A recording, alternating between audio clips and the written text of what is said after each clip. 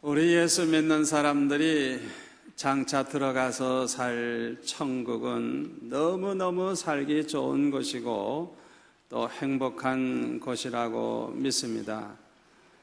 왜 그렇게 천국이 살기 좋은 것일까? 이유가 여러 가지가 있겠습니다마는 그 중에 하나는 적이 하나도 없기 때문이라고 저는 생각을 합니다. 천국에 가면 적이 없어요. 적이 없어요. 적이 하나도 없는 그런 곳에서 산다고 하면 얼마나 살기가 좋겠습니까? 그러나 우리가 살고 있는 이 세상은 불행하게도 적이 많아요. 눈에 보이는 적만 있나요? 눈에 보이지 않는 적도 너무 많아요. 우리를 해치려고 하는 것, 우리를 죽이려고 하는 건 다 적이에요. 적. 그렇잖아요? 이 세상에는 얼마나 적이 많은지 모릅니다. 그런데 적이 우리보다 약해서 우리가 항상 이기면서 살면 좋겠는데, 불행하게도 적이 우리보다 강하고 우리가 너무너무 약해서 적에게 패한다고 하면 우리의 생명은 물론이고 모든 것을 다 잃어버릴 수밖에 없습니다. 성경에 보니까요, 적들과 전쟁을 할 때에 그 적을 이기게 되면요, 그 적들을 다 포로로 하고 그들을 노예로 삼아요. 그리고 그들의 모든 금은보화와 모든 재산을 다 빼앗아서 나라가 아주 부강해지는 걸 볼 수가 있어요. 그런데 이와 반대로 적과 싸움에서 지게 되면 어떻게 되죠? 우리가 포로가 되고 우리가 노예가 되고 우리의 모든 것을 다 잃어버리게 되는 것입니다.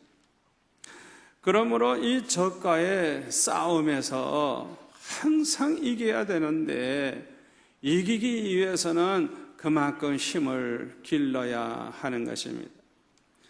그런데 문제는 뭐냐? 우리 주변에 우리보다 강한 적이 너무 많은 거예요. 이거 보통 문제가 아니죠. 그러나 이것도 이기는 비결이 있습니다. 그것이 무엇이냐? 하나님이 내 편이 되면 됩니다. 아멘. 하나님이 내 편이 되어주시면 우리는 이길 수 있어요. 왜? 이 세상에 누구도 하나님을 이길 자는 없기 때문인 것입니다. 그러므로 우리는 하나님만 내 편이 되면 아무 걱정할 필요가 없어요. 이 세상에 아무리 적이 많고 아무리 원수가 많고 강한 적이 많아도 걱정할 필요가 없어요. 하나님만 나와 함께 하시고 하나님이 내 편만 돼주시면 이길 수 있습니다. 사무엘상 17장 47절에 보면 다윗은 이 골리앗과 이제 맞대결을 할 때 이렇게 다윗은 외칩니다. 또 여호와의 구원하심이 칼과 창에 있지 아니함을 이 무리에게 알게 하리라. 전쟁은 여호와께 속한 것인즉 그가 너희를 우리 손에 넘기시리라. 전쟁에 이기고 지는 것, 그것은 하나님의 손에 있다는 거예요. 아멘. 전쟁에 승리하는 것은 칼이나 창에 있는 것이 아니라 하나님이 구원하시면, 하나님이 내 편을 되시면 우리가 이긴다는 거예요.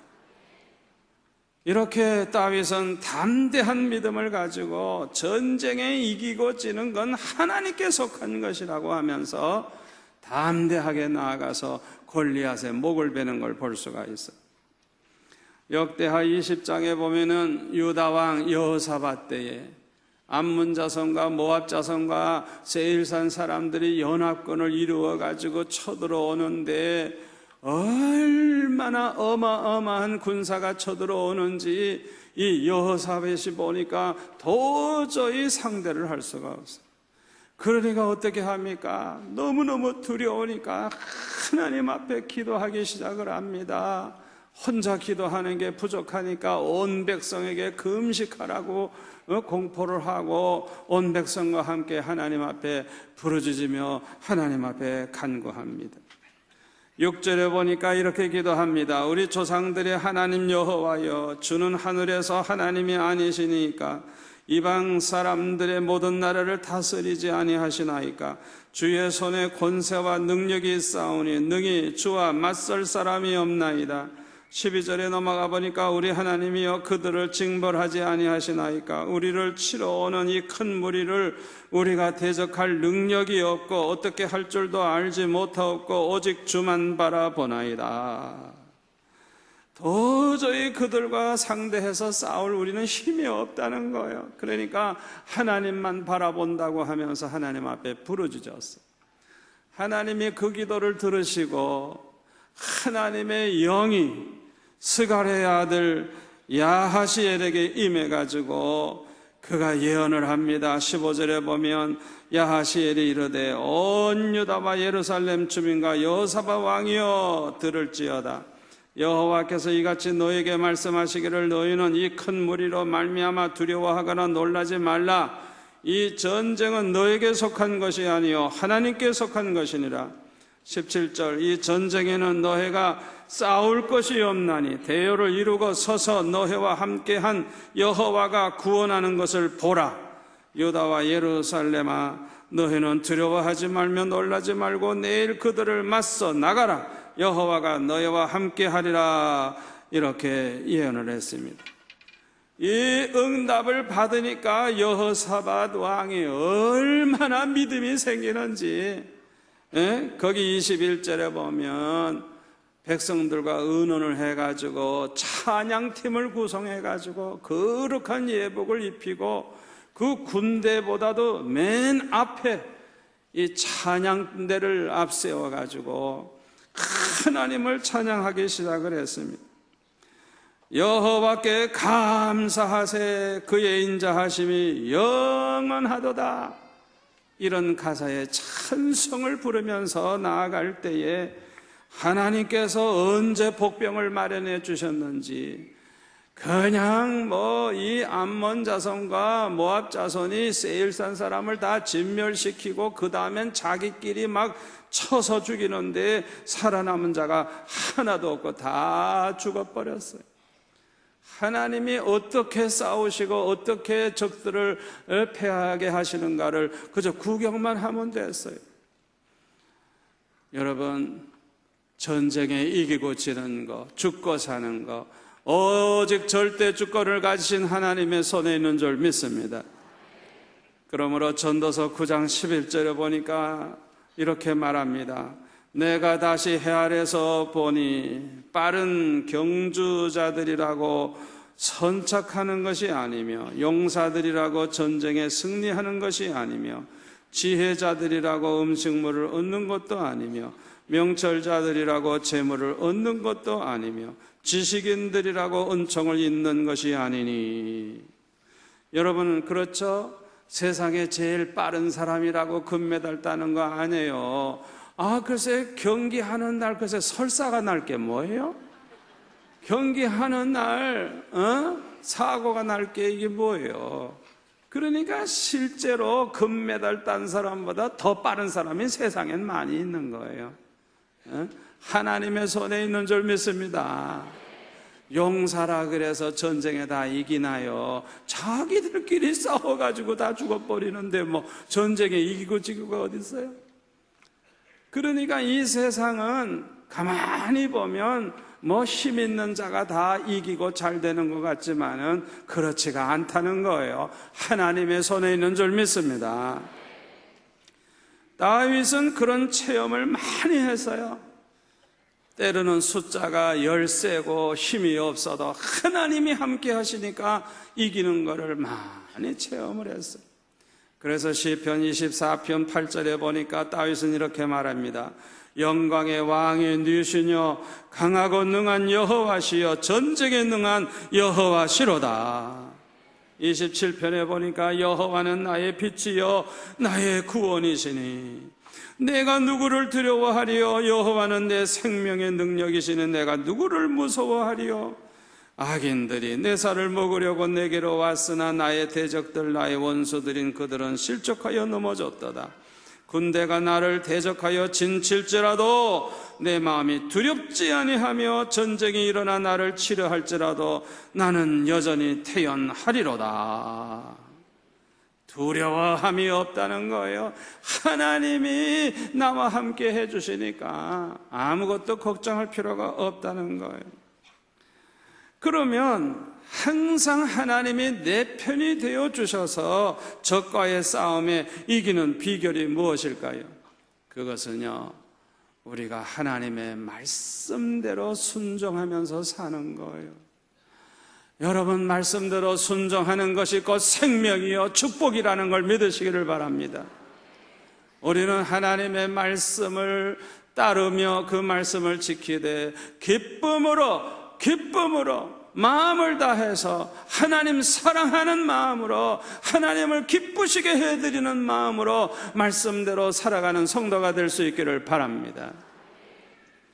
여러분, 믿음이라고 하는 것은요, 믿음만큼 순종으로 나타나요.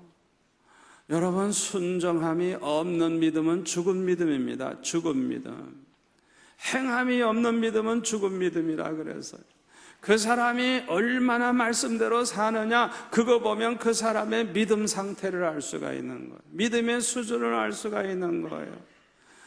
그게 율법주의고 그런 소리 하면 안 돼요. 예수님도 요한복음 3장 36절에 보면 이렇게 말씀하고 있습니다. 아들을 믿는 자는 영생이 있고 아들을 순종치 아니하는 자는 영생을 보지 못하고 도리어 하나님의 진노가 그 위에 머물러 있느니라. 아들을 믿는 자는 영생이 있다고. 그러면 믿음이 있다고 하면 순종이 있어야 되는데 아들을 순종치 아니하는 사람, 이거 믿음 없는 사람이에요. 아들을 순종치 아니하는 자는 영생을 보지도 못하고 도리어 하나님의 진노가 그 위에 머물러 있다는 거. 예수님 말씀이에요, 여러분. 예수님의 말씀. 그렇기 때문에 이 믿음은 순종으로 나타나게 되어 있는 거예요.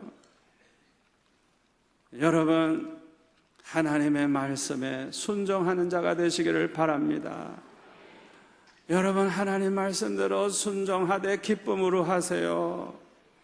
마음을 다해서 순종하세요. 이것이 생명이고 축복입니다. 신명기 28장에 보면 내가 네 하나님 여호와의 말씀을 삼가 듣고 내가 오늘 내게 명하는 그의 모든 명령을 지켜 행하면 네 하나님 여호와께서 너를 세계 모든 민족 위에 뛰어나게 하실 것이라. 내가 내 하나님 여호와의 말씀을 청정하면 이 모든 복이 내게 임하며 내게 이르리니 성읍에서도 복을 받고 들에서도 복을 받을 것이며 내 몸의 자녀와 내 토지의 소산과 내 짐승의 새끼와 소와 양의 새끼가 복을 받을 것이며 내 광주리와 떡반죽 그릇이 복을 받을 것이며 내가 들어와도 복을 받고 나가도 복을 받을 것이니라. 여호와께서 너를 대적하기 위해 일어난 적군들을 내 앞에서 패하게 하시리라. 그들이 한 길로 너를 치러 들어왔으나 내 앞에서 7길로 도망하리라. 아멘. 하나님이 언제나 내 편이 되셔서 언제나 적들과 싸워 승리하는 비결이 어디에 있느냐? 우리가 말씀대로, 하나님의 말씀대로, 명령대로 순종하면 하나님이 대신 싸워주신다는 거예요. 하나님이 다 해결해 주신다는 거예요. 그러므로 하나님의 말씀에 순종하면서 사는 것이 승리의 비결이고 성공의 비결이고 만사형통의 비결이고 모든 축복을 다 받는 비결인 줄 믿으시기를 바랍니다. 그런데 15절부터 보니까요, 신명기 28장 15절부터 보니까 하나님의 말씀에 불순종할 때는 모든 저주를 다 받아서 망하게 된다고 말씀하고 있어요. 하나님의 명령을 듣지 않는 것, 불순종하는 게 이게 죄예요. 죄. 하나님의 말씀을 자꾸 저버리는 것은 곧 하나님을 저버리는 행위입니다. 무서운 죄입니다. 그래서 로마서 6장 23절에 보면 이 죄값은 사망이라 그랬어요. 그런데 왜 자꾸만 우리가 불순종하게 됩니까? 불순종하면 안 되는 걸 아는데 왜 자꾸만 불순종하게 되죠? 그 이유는 욕심 때문에 그래요. 욕심. 이 사람의 이 욕심이라는 것이 이 말씀을 저버리게 만들어요. 하나님을 자꾸만 저버리게 만들어요. 그래서 야고보서 1장 15절에 보면 욕심이 잉태한 적 죄를 낳고 죄가 장성한 적 사망을 낳느니라 그랬어요. 이 욕심이 자꾸만 쌓이고 쌓이다가 보니까 죄를 짓기 시작을 하는데 점점 죄를 더 범하면 타락해버려요. 그래서 나중에는 사망에 처하게 된다는 거예요. 아담과 하와가 하나님께 불순종하는 죄를 범하게 된 것도 따지고 보면 욕심 때문입니다. 욕심 때문에. 그 선악과를 따먹고 싶은 그 욕심, 먹고 싶은 그 욕심, 그걸 못 이겨서 결국에는 하나님이 먹지 말라고 하셨는데도 불구하고 불순종하고 죄를 범하게 된 거예요. 아마 하와가 처음에는 그 선악과를 따먹기 전까지 자기 속에 있는 그 욕심과 계속 싸웠을 거예요. 먹고 싶은 욕심에 사로잡혀서 먹을 마음이 생길 때 하나님이 먹지 말라고 하셨다 그 생각하면 또 못 먹고 계속 싸웠을 거예요. 그런데 뱀의 꾀임을 받아가지고 미혹을 받으니까 아이고 그 다음에 이 선악과를 보니까 보암직도 하고 먹음직도 하고 탐스럽기도 하고 그냥 얼마나 먹고 싶은지 그냥 미칠 지경이야. 그냥 결국에는 먹고 말았어요. 욕심이 결국은 우리를 죄짓게 만드는 거예요. 말씀을 저버리게 만드는 거예요. 사울 왕이 왜 범죄하고 왜 저주를 받고 왜 망했습니까? 욕심 때문에 그래요. 아말렉과 거기에는 모든 짐승까지 가축까지 다 멸하라고 하나님이 명령을 하셨을 때 욕심이 생겼어요. 욕심. 살찐 소와 양떼들을 보니까 얼마나 탐스러운지 그걸 다 죽여버리기가 아까우니까 살려가지고 왔어요. 사무엘이 뭐라고 책망합니까? 왕이 여호와의 말씀을 버렸으므로 여호와께서도 왕을 버리셨나이다. 하나님의 말씀을 저버리는 것은 하나님을 저버리는 거예요. 그렇기 때문에 하나님으로부터 버림받을 수밖에 없는 거예요. 욕심 때문에 그렇게 됐어요. 솔로몬이 왜 그렇게 우상 숭배를 하게 되고 왜 참 불행한 종말을 고하게 됐습니까? 욕심 때문에 그래요. 욕심 때문에. 이 솔로몬은 여자에 대한 욕심이 특별히 많았어요. 열왕기상 11장에 보니까 솔로몬 왕이 바로의 딸 외에 이방의 많은 여인을 사랑하였으니 곧 모압과 암몬과 에돔과 시돈과 헷 여인들을 사랑했다는 거예요. 하나님께서는 일찍이 뭐라고 말씀하셨는가 하니 이방 사람들과 통혼하지 말라고, 그들도 너희와 서로 통혼하게 하지 말라고, 그들이 반드시 너희 마음을 돌려서 그들의 신들을 따르게 할 것이라고 하나님이 경고하셨지만은 하나님의 그 말씀을 저버리고 솔로몬은 그들을 사랑했다는 거예요. 3절에 보니까 왕은 후궁이 700명이요. 이 700명 이름을 다 어떻게 알았을까요? 남발을 붙였을까요? 후궁이 700명, 첩이 300명, 10명도 많은데 아이고 욕심도 많지. 그러니까 이 많은 여인들이 솔로몬의 마음을 돌아서게 했다는 거예요. 그래서 결국에는 하나님만 섬겨야 될 이 솔로몬이 마음이 돌아서 가지고 우상을 숭배하고 하나님의 진노를 받게 되고, 하나님께서 2번이나 나타나서 책망하셨는데도 도무지 하나님 말씀에 순종을 하지 아니해서 그의 신하 중에 하나가 나와가지고 결국에는 10지파를 때리고 북쪽 이스라엘 나라를 세우고 솔로몬은 그 아들 때에 가서 겨우 유다 지파 하나 붙잡고 그저 유다 나라를 지키는 그런 신세가 되고 말았어요. 욕심 때문에 그렇게 된 것입니다. 그러므로 외부의 그 어떤 적보다도 더 위험한 적이 뭐냐? 우리 마음속에 있는 적인데 우리 마음속에 있는 욕심인 것입니다. 그러므로 우리 마음속에 있는 욕심을 쳐서 복종시키느냐 아니면 욕심의 노예가 되느냐에 따라서 우리의 생사가 결정이 되는 것입니다. 여러분 꼭 명심하시기 바랍니다. 언제나 우리에게 가장 큰 적은 내 마음속에 있는 적이라는 걸 언제나 기억하시기를 바랍니다. 그래서 잠언 4장 23절에 보면 무릇 지킬 만한 것보다 더욱 내 마음을 지키라 생명의 근원이 이에서 남이니라. 그래서 우리가 항상 승리하고 성공하고 범사에 형통하는 복을 받는 이 축복받는 비결은 내 마음속에 있는 이 욕심을 따라가는 게 아니라 욕심을 쳐서 복종시키고 오직 하나님의 말씀대로만 사는 데 있다는 것을 항상 기억하시기를 바랍니다. 다시 말하면 내 마음을 잘 다스리는 데 있는 것입니다. 그래서 오늘 본문 잠언 16장 32절에 뭐라 그랬어요? 자기의 마음을 다스리는 자는 성을 빼앗는 자보다 더 나으니라. 성을 빼앗는 자, 굉장한 힘을 가지고 있는 자죠. 굉장한 사람이에요. 그 사람보다도 누가 더 훌륭하냐? 자기 마음을 다스리는 사람. 왜 이런 말을 했을까요? 큰 성을 빼앗는 것보다 더 힘드는 게 뭐냐? 자기 마음을 다스리는 게 그렇게 힘들기 때문에 이렇게 말씀한 것입니다. 옛날 로마 제국은 법과 질서가 존중되는 사회였고 세계 최강의 군대를 가지고 있어서 어느 나라와 전쟁을 해도 로마는 승리를 했어요.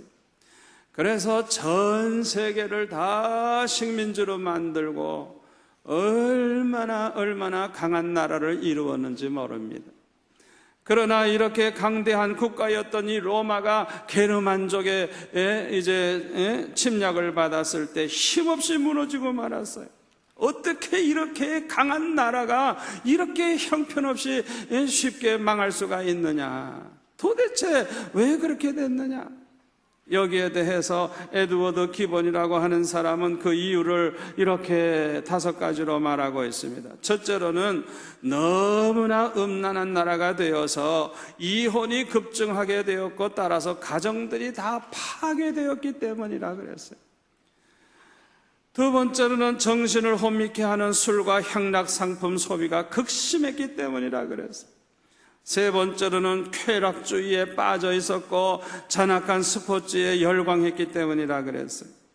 네 번째로는 적의 위험이 커져갖고 이를 대처하기 위해 군비를 증강했지만은 타락한 그런 장병들로 구성된 군사력은 약해지기만 했기 때문이라 그랬어요. 다섯 번째로는 온갖 종교가 성행을 했고 특히 음란한 종교가 성행했기 때문이라고 그렇게 5가지로 이유를 들었어요. 오늘날 이 시대를 보면은 어쩌면 그렇게 로마 제국이 멸망할 때와 비슷해져 가는지 몰라요.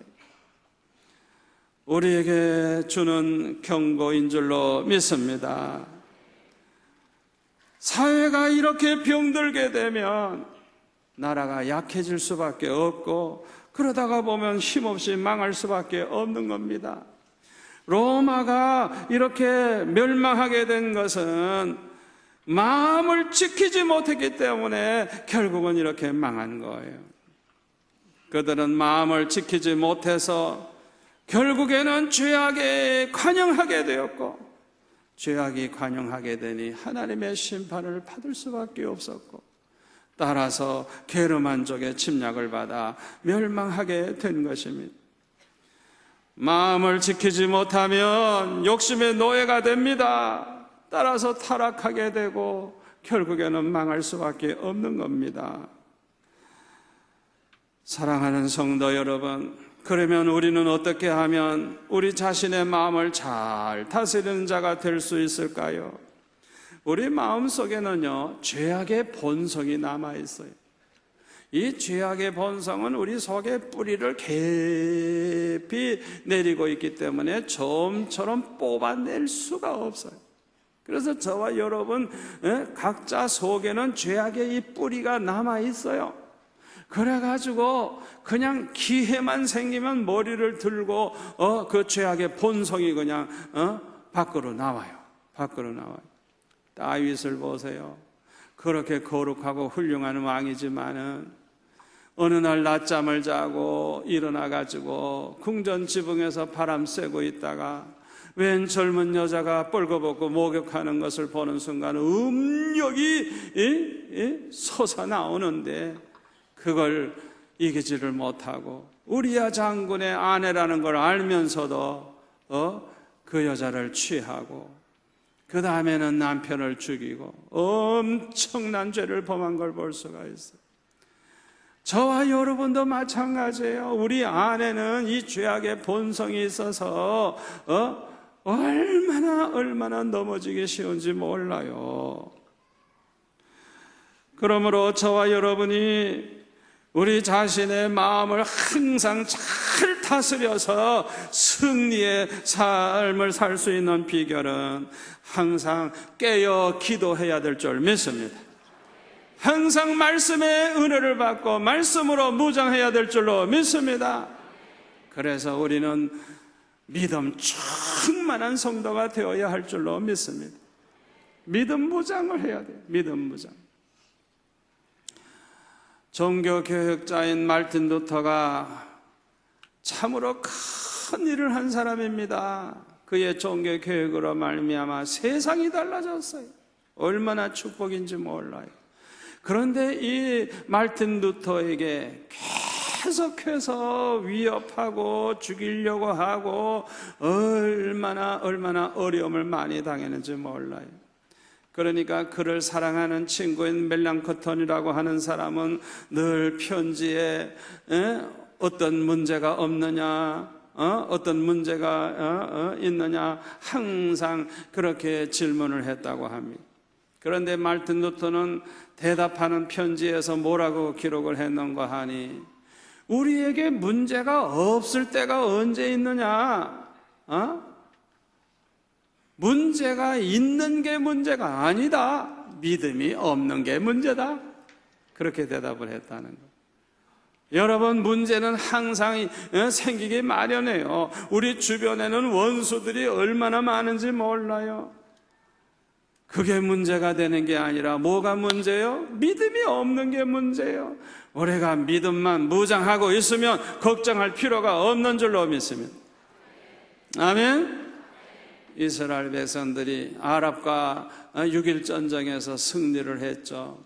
그때 승리한 그 비결을 세 가지로 말을 하는데, 첫째가 유일신 신앙을 가지고 있었기 때문에, 두 번째로는 국론이 통일되어 있었기 때문에, 세 번째로는 제공권을 장악하고 있었기 때문에 승리할 수 있었다고 그렇게 평을 합니다. 그런데 그 전쟁 초기에 어떤 소문이 났는가 하니 이스라엘 나라에는 아주 비장한 그런 신무기가 있다고 그렇게 소문이 났어요. 그래서 이스라엘은 자신 있게 승리할 수 있다고 큰 소리를 쳤어요. 그러니까 미국의 정보부를 비롯해서 전 세계 군사 전문가들이 도대체 이스라엘 나라의 그 비상한 그 병기가 뭔가 그걸 알아보려고 아무리 애를 써도 결국은 알아내질 못했어요. 6.1 전쟁이 끝난 다음에 그것을 알게 됐는데, 이스라엘 군대의 가장 강한 비장한 무기가 뭐냐? 그들의 신앙이었다고 그렇게 알게 된 것입니다. 아멘. 저와 여러분은 원수 마귀와 영적 전쟁을 치르고 있습니다.